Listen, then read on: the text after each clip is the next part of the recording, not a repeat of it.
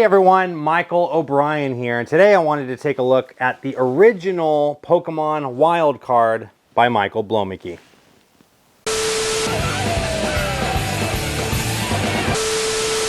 Hello my friends, and welcome back to another episode of Advice for Magicians, where my job is to make you the best possible entertainers that you can be. Now today's video, I wanted to take a sort of a throwback look at a piece of magic that is near and dear to my heart. I've been performing this forever, and we eventually, my friend Buck Bowen and I, decided to produce this as a piece of magic for Deuce Gala. Now the Deuce Gala version is a little bit different. I want to talk to you guys about the original Pokemon Wild Card routine by Michael Bloemeke, a really good friend of mine who came up with this routine. He performed this for me at Magic Live maybe 7 or 8 years ago now, and the moment that I saw it, I fell in love with it. It was one of the top 10 pieces of magic for Penguin Magic podcast. I believe it was Nick Lacapo's countdown, and was this in 2018, I want to say, maybe 2019, something like that. But he said that this was one of the top tricks of the year for him. And of course, I'm talking about the original Pokemon Wild Card, where the cards all change into Charizards. And I will be, with permission from Michael Bloemeke, teaching this piece of magic on my channel right here. I will not be teaching it in this video, however. If you guys would like to learn this piece of magic, I will leave a link in the description below so that you guys can learn it. There is also another piece of magic that you guys can learn that is very similar, and that is, if I can get a shot of that here, maybe I gotta hold it like this. There we go. That is Uncommon by Josh Birch.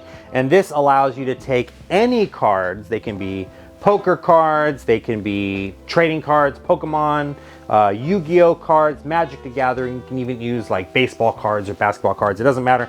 It allows you to do a very similar routine using these gimmicks that are included inside of here. Now the gimmicks are not the cards themselves. The gimmicks are actually these trading card game sleeves, these protectors that you put the cards into. If you guys want more information about Uncommon, I will leave another link in the description below to the review video that I did, as well as a routine called the Ditto Wild Card, which is my version of Michael Bloemeke's original Pokemon Wild Card. Kind of a hybrid between the two, taking Michael Bloemeke's routine and this Uncommon gimmick and kind of putting them together for a sort of original presentation. But that's another avenue that you guys have as well. But I just wanted to do a quick little performance of this for you guys so you can see what it looks like. And if you want to learn the behind the scenes of it and how to perform this piece of magic, go ahead and click the link in the description below. This will be available for members only.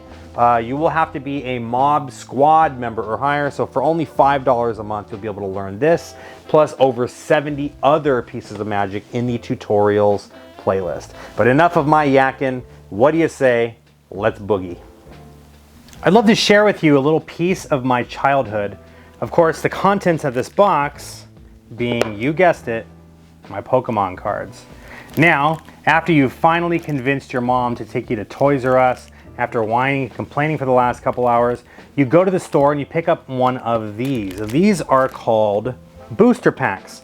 And inside of these packs are different Pokemon cards. Now, of course, you would open up these packs and you would hope that you pulled some really rare and valuable cards. It's kind of like gambling, only for kids. Now, of course, you have different character cards. You have your monsters like Pidgey, Kadabra. Everyone knows who Pikachu is.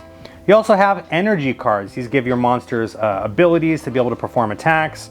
You have your trainer cards. These are support cards to help you win the game.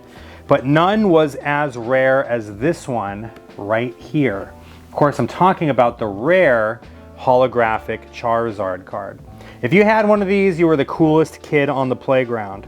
Oftentimes, your friends would try to trade you one of their not so valuable cards, right? Like maybe this Pikachu card. They would try to give you a Pikachu card and take your Charizard away.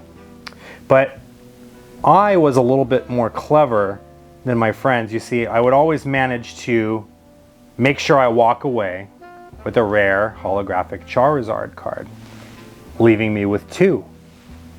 Now I know what you're thinking. Can I do this again? And you bet your sweet self that I can, because look, I have this water energy card. Don't want you to think that maybe it rubs off or anything like that.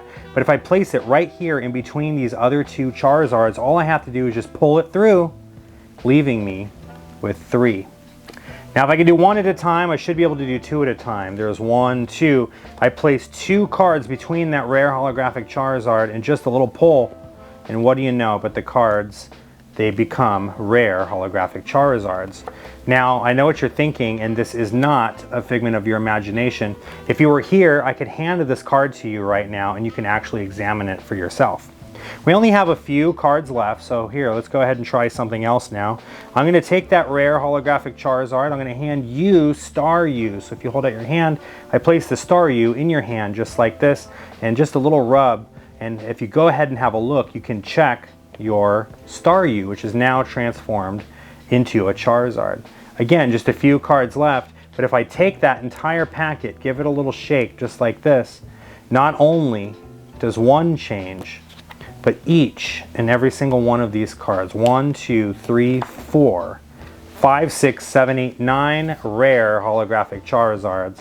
And that is how I scammed all of my friends out of their rare cards in school. All right, my friends, that was Pokemon Wild Card by Michael Bloemeke. What did you guys think? Are you guys going to be taking a look at this? Is this something that you might be interested in putting into your act? One thing that I really love about it is that it takes a wild card plot and it gives it some kind of meaning. You know, you're taking all of these common cards and turning them into its extremely rare and valuable card. It makes more sense than turning, like, you know, all the kings into aces or something like that, right? So it's a really cool wild card routine. It can be done without a table. It works just as a walk-around version where you can perform it in their hands. There's a lot of really cool ideas and things that you can do with this. And the cards that you need are going to be gapped cards. You are going to have to use some gimmicks. Or, like I said, you can check out Uncommon by Josh Birch, and then you can do this exact same routine without needing to do any kind of arts and crafts and damage any of your rare and valuable cards. So anyways, thank you so much for watching. I'll be seeing you all in the next video. Take care.